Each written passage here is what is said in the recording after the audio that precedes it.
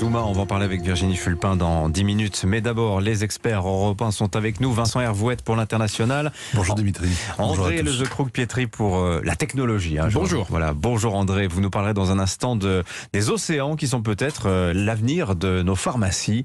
Mais d'abord, Vincent, en direction l'Afrique. L'Ouganda a été condamné à payer hier des dommages de guerre. Des centaines de millions d'euros à verser au Congo pour ce qu'on appelle la guerre des Grands Lacs. C'est la première fois qu'un début de justice est rendu dans cette guerre que le monde refuse de regarder en face. En fait, il y a eu plusieurs guerres successives, enchâssées les unes dans les autres. Ça a commencé après le génocide rwandais, donc ça a duré de 1984 jusqu'à aujourd'hui.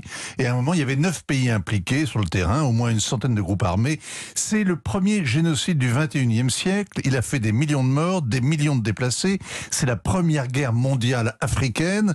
Et on ne résume pas une telle hécatombe qui dure depuis plus de 30 ans, près de 30 ans, en moins de 2 minutes. Ce qu'il faut retenir aujourd'hui, c'est que la Cour internationale de justice condamne l'Ouganda à verser des dommages de guerre pour ce qu'il a fait au Congo entre 1998 et 2003.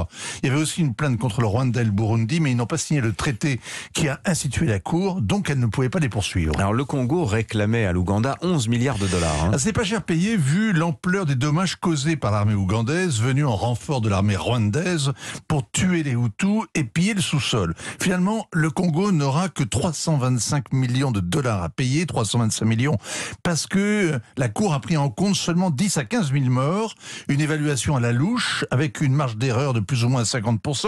Pourquoi parler en milliers alors qu'il y a des millions de morts?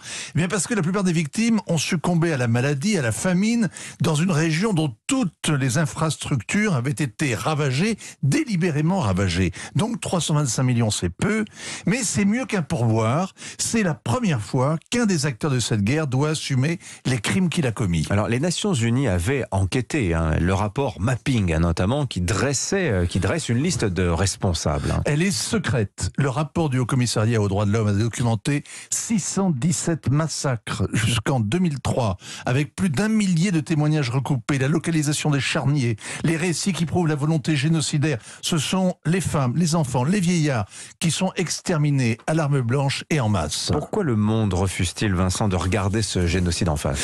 Parce que le nouveau régime rwandais persécute tous ceux qui le mettent en cause. Parce qu'il est difficile d'admettre que la victime d'hier soit le bourreau d'aujourd'hui. Parce que l'ONU a mauvaise conscience. Il n'y a que la France qui se soit mobilisée en 94 et on n'a pas fini de le lui reprocher. Le rapport Mapping a été enterré comme les victimes. Il faudrait pourtant publier sa liste d'assassins. Pourquoi? Parce que leur impunité les encourage à continuer et ils continuent aujourd'hui encore. Tout le monde connaît le docteur Denis Mukwege, le gynéco qui répare les femmes au Kivu. Le prix Nobel de la paix a échappé à plusieurs attentats. Ses proches ont été assassinés.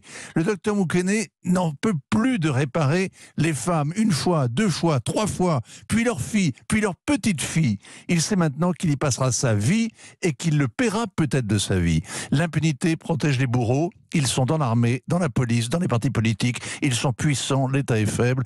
Ce serait l'honneur de la France de s'impliquer dans la recherche de la vérité. Le Congo est un grand pays francophone, le plus grand. Elle le connaît mieux que tous les autres membres du Conseil de sécurité.